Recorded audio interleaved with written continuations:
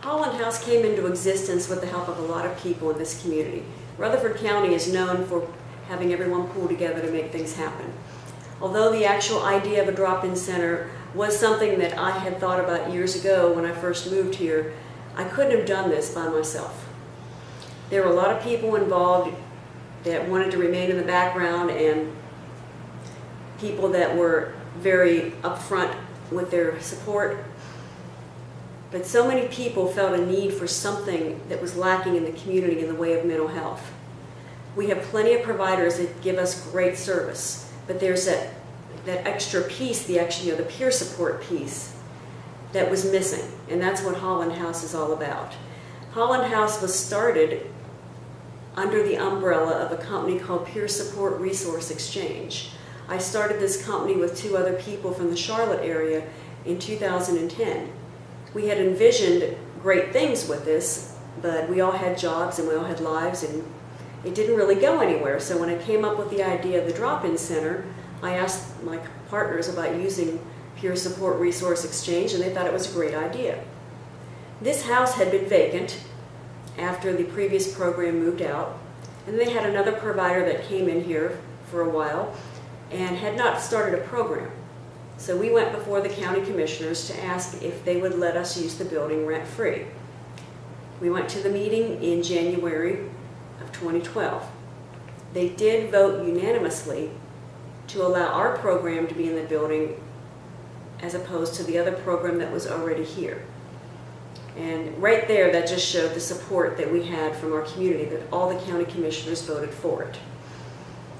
I also had support from the Community Health Council of Rutherford County, and that is made up of all the movers and shakers of the healthcare industry.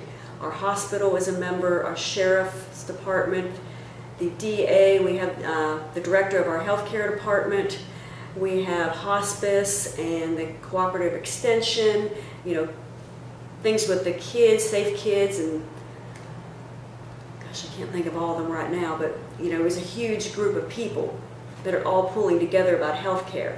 And they wrote a letter of support that we presented to the county commissioners. Now the funding has been interesting because we had no funding.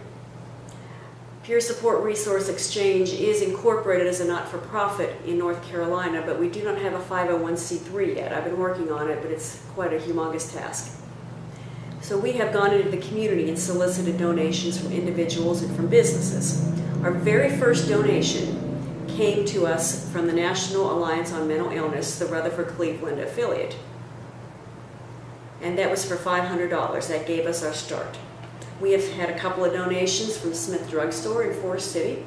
Many individuals who have given anywhere from $20 to $500. So far, we've been able to meet all our obligations, but it's been a little hairy at times with having to pay the power bills in an old building like this. When I first got the power bill for one of the summer months of over $500, and we're only open 3 days a week, I about had a heart attack. But we were able to work with our funders, and the town of Forest City also gave us some extended time to pay the bill. They've been as generous with us as they are able to be. But the reality of this program is, because it is peer run and it's a peer support as opposed to a Medicaid billable service, we need donations. This is not something that we bill Medicaid for or we bill your insurance company for. This is not anything that's billable. We simply have to survive on the donations we get from the community. And most of the donations have come from people who have an interest in mental health. They may have a family member who suffers from mental illness. But we need to get a broader appeal out there. And honestly, I have to say that I'm quite proud of the fact that we are still here since we opened in May with really no direct funding source. I think I was quoted in the newspaper article on opening day that we're running this on a wing and a prayer, and that is absolutely the truth. But I really believe that this program is needed, and you will hear some of the people coming to the program speak later in this video, and I think you will agree with me that this is a very valuable program that's needed in this community.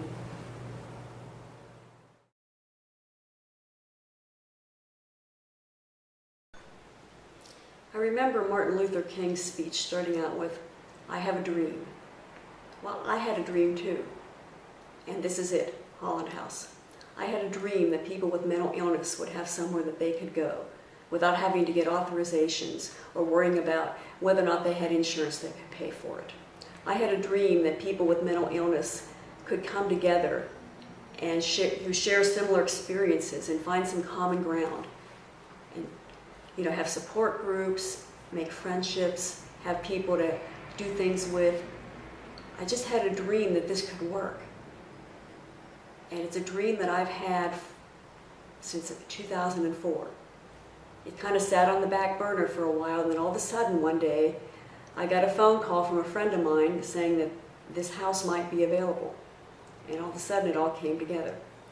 And when I look at all the pieces and how they came together, it's no coincidence. I'm a person of faith, and I truly believe that all of this came together exactly the way it was supposed to happen and when it was supposed to happen.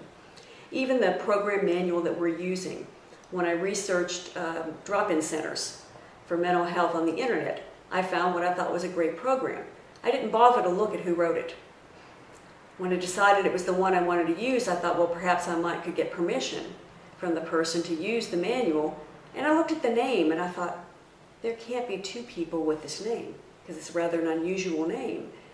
But it was from California, and this person lived here in North Carolina, and I wasn't aware that they had ever lived in California. Turns out it was the same person.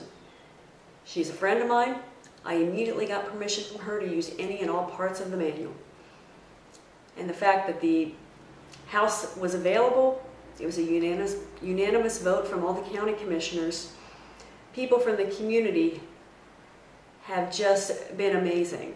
Little things that have been donated. People drop by all the time and donate some videos or some games and puzzles, or people know we need to pay the power bill, so all of a sudden this donation just shows up in the P.O. box.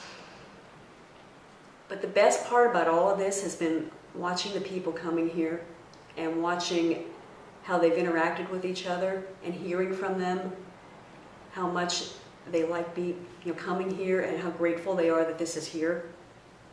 Because for a lot of people who have mental illness, if you're not able to work, you're stuck in your home. And other people don't understand what you're going through. It's very difficult to have social skills when you're struggling to maintain some sort of balance while dealing with mental illness symptoms. And I just think it's awesome that we have all been able to get together and do this. I have gotten probably more out of this than the people that come to the program. I just so every day amazed that this is still going and that it's still working. And even though I look at the checking account and there's not a whole lot of money in there, I don't really worry about it a whole lot, because if this is something that the community wants, then I know that they will support it. We are going to be looking at getting some grants through a fiscal agent, which we would have to do since we don't have a 501c3 tax exempt from the IRS. But for right now, anything anybody can give, I am very grateful for. Like I said, some people just come by and give us $20. Some people just go by Wells Fargo and drop it in our account, and I don't even know who makes the donations. It's just been the most worthwhile, wonderful experience that I have ever had. Nobody gets paid here. We don't have enough money to pay any salaries, not even reimburse people for expenses or stipends or anything like that, but I would like to be able to do that. I would like to be able to offer some gas money to the volunteers. I would like to be able to have some incentives for people to come and volunteer and just start establishing a routine and working towards having a job someday, whether it's a paid job or a volunteer job. There's so much that can be done here, and with the little bit of funding that we have had, the fact that this was open from the time we were given the permission in January until our grand opening in May, it just all really came together.